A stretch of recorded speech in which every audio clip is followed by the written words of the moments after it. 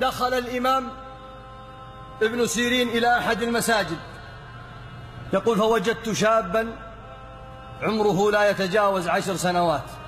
لو تأملنا في حال شبابنا اليوم إلا من رحم الله، يقول عمره لا يتجاوز 10 سنوات،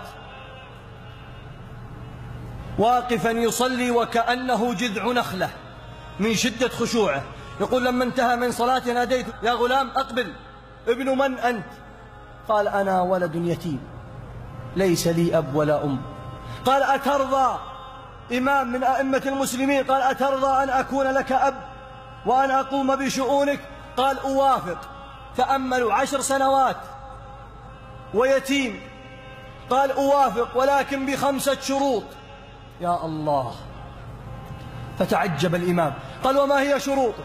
قال: شرطي الأول: هل ستطعمني إذا جعت؟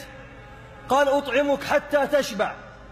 قال: شرطي الثاني: هل ستسقيني إذا عطشت؟ قال: أسقيك حتى ترتوي.